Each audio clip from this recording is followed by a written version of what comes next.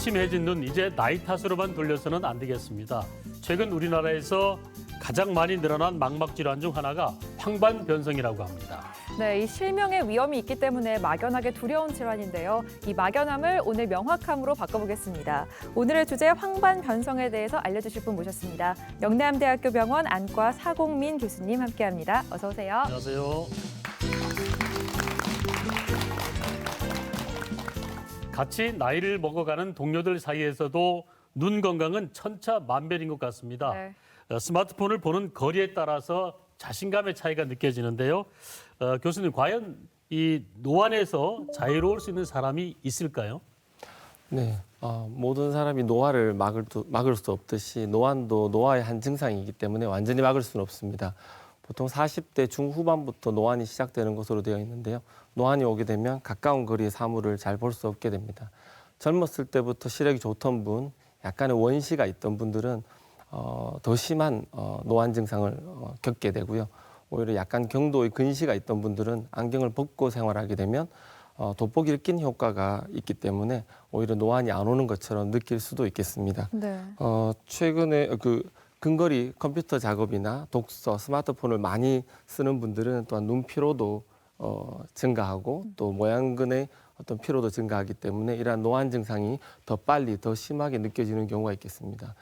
문제는 황반변성 환자들에서 이런 자기 증상들을 노안 증상으로 착각하시고 병원에 오는 시기를 늦추는 경우가 상당히 있는데요. 그래서 치료 시기를 놓치는 경우가 많습니다. 그래서 그런 부분에 더 노안에 대한 우리가 경각심을 갖고 바라봐야 될 것 같고요. 노안의 경우는 안경으로 반드시 교정할 수 있다는 점이 다른 점입니다. 하지만 안경으로 교정되지 않고 사물이 휘어져 보이거나 네. 사물의 중심이 가려져 보이는 증상이 있다면 반드시 안과를 찾아서 황반변성에 대한 진단을 받아봐야 되겠습니다. 네, 알겠습니다. 뭐 시력이 저하되면 여러 가지 문제점들이 있죠. 길을 그렇죠. 걷거나 문서를 작성할 때 이런 일상생활에서의 불편함도 있지만 더 큰 문제는 바로 이것이라고 합니다. 그렇습니다. 추락, 외상, 그리고 우울증 등 2차적인 문제가 발생할 수 있는데요. 세상과의 소통을 소심하게 만드는 황반변성, 우리는 과연 어떻게 대처하고 있을까요?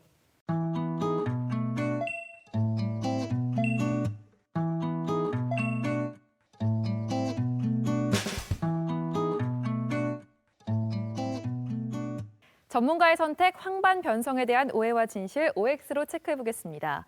네, 먼저 첫 번째 질문입니다. 이 황반변성은 유전될 수 있는 질환이다. 교수님 어떻습니까? 네, 맞습니다. 네. 황반변성이 윤적 소인이 관여하고 있다는 사실은 이미 잘 알려진 사실입니다. 네. 황반변성 환자들에게서 가족력이 있다든지 인종별로 발생률이 차이가 난다는 점 등은 윤적 소인이 관여하고 있음을 보여주는 좋은 증거라고 하겠습니다. 하지만 나이 관련 황반변성은 유전적 소인만으로 설명되지는 않고요. 고령이라든지 여러 가지 환경적인 요인이 복합적으로 관여하는 것으로 되어 있습니다. 유전적 소인은 이러한 외적인 요인들에 대한 감수성에 어떤 영향을 미치는 것으로 생각되고 있습니다. 네. 자, 두 번째 질문 드립니다.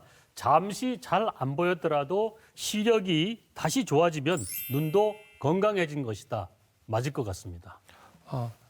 틀린 틀렸습니까? 예. 네. 황반변성 환자가 느끼는 증상은 치료하지 않고서는 저절로 좋아지는 경우는 없다고 생각하시면 되겠습니다. 네. 초기 황반변성 환자인 경우에는 증상이 없고 경우에 따라서는 컨디션에 따라 대비 감도의 변화를 조금 느끼는 경우도 있으시겠지만 더 진행되게 되면 사물이 휘어져 보이거나 사물을 바라볼 때 가운데가 흐려 보이거나 가려 보이는 중심 암점을 호소하게 됩니다. 이런 증상들이 생겼을 때는 네. 치료하지 않고서는 저절로 좋아지지 않습니다.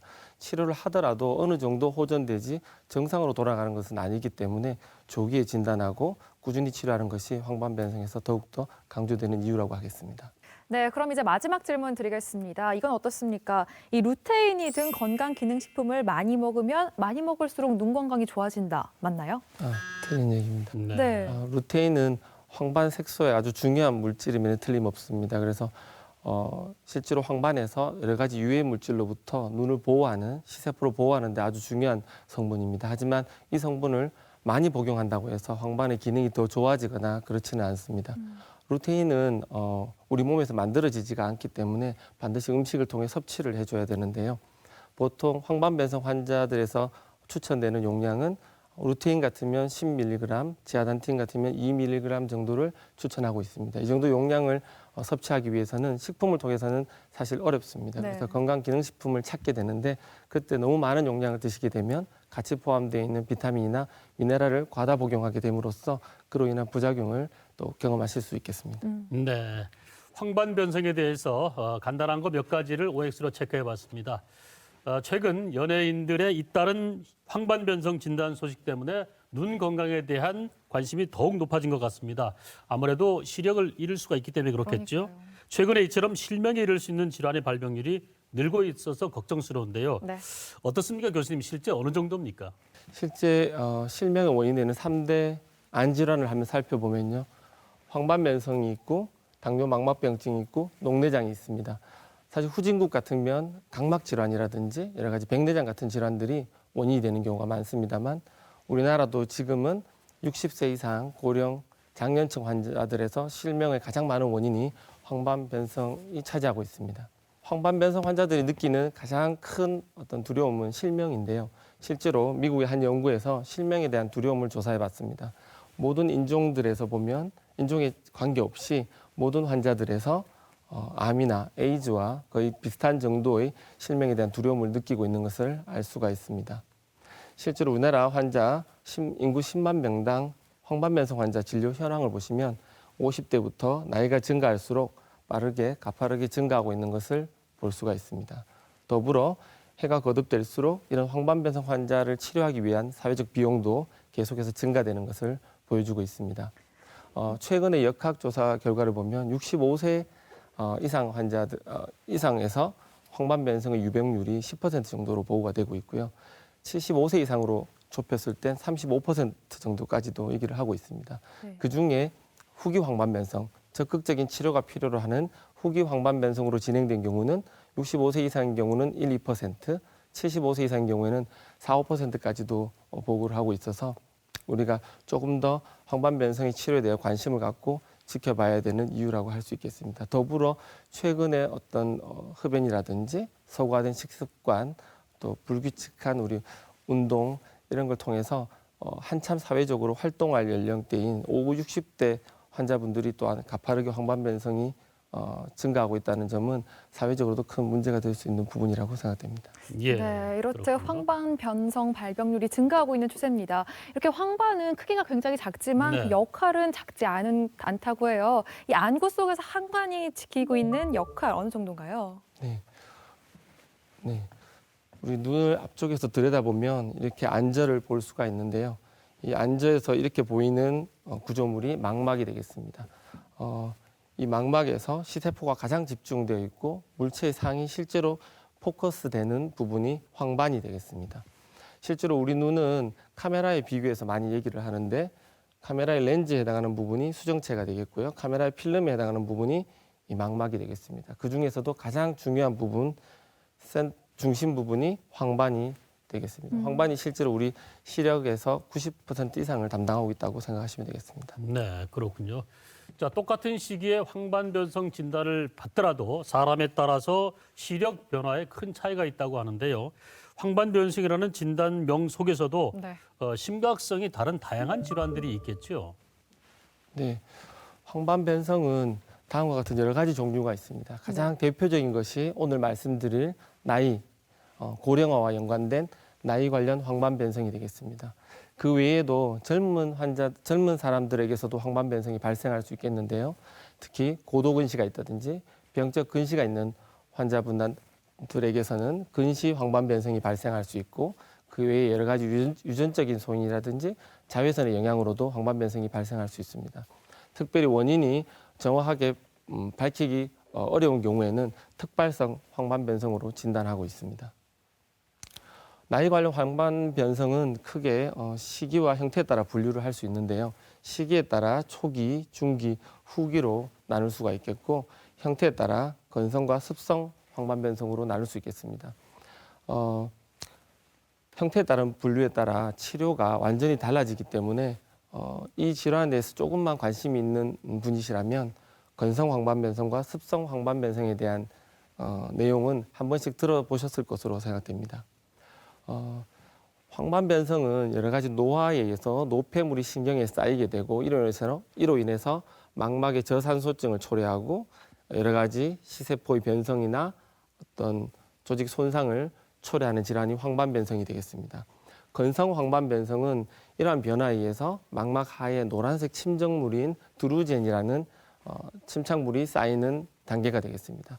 시간이 지남에 따라 이러한 드루젠은 점점 뭉쳐지고 커져서 개수가 많아지게 됩니다.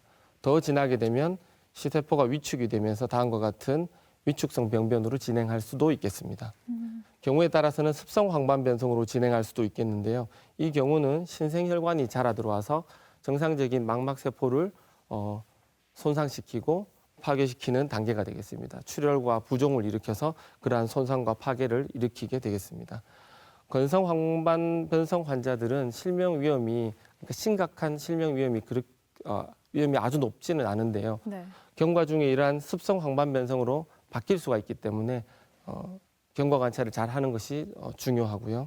아시아인 같은 경우에는 이러한 서구에서 보여주는 전형적인 황반 변성의 진행 패턴이 아닌 드루젠 없이 색소 변화만 있는 단계에서 갑작스럽게 이렇게 후기 황반 변성으로 진행하는 경우가 종종 있기 때문에 더더욱이 초기 단계에서부터 정기적인 검진을 받는 것이 중요하겠습니다. 네, 이렇게 말씀하신 대로 인종별로 좀 경과가 다르다고 합니다. 네네. 아시아인들이 서양인에 비해서 또 근시가 많다고 하는데요. 이 조사 결과를 보니까 중국과 일본 또 싱가포르는 근시 발병률이 50%에 육박한다고 하더라고요.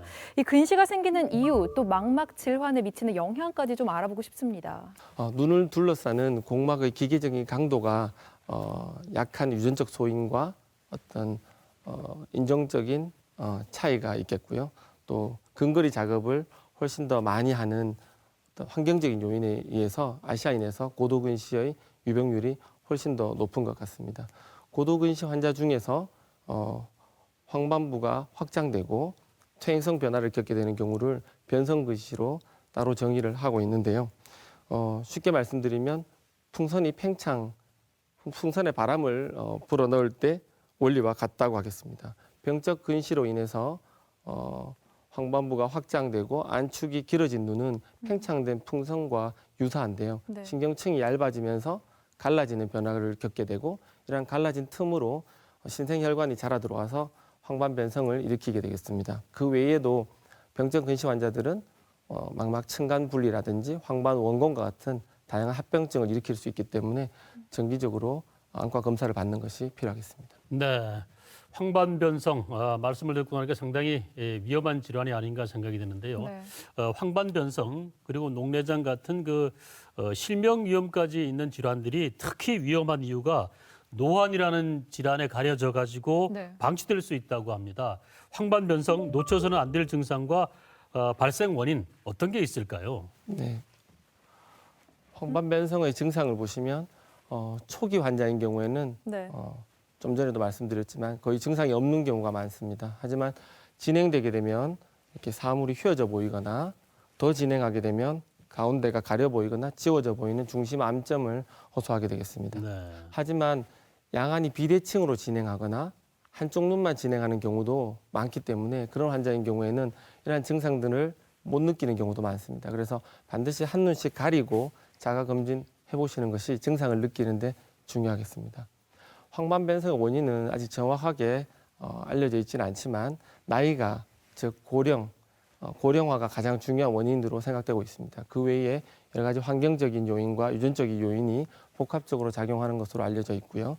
환경적인 요인 중에서 가장 중요한 인자가 바로 흡연이 되겠습니다. 그래서 네. 흡연은 여러 가지 눈의 망막을 서포트하는 맥락막 순환의 장애를 초래함으로써 여러 가지 항산화 인자 물질 수준을 농도를 낮춘다든지 아니면 허혈 변화를 초래함으로써 더 황반 변성을 조장할 수도 있겠습니다. 그 외에 자외선에 과다하게 노출된다든지 네.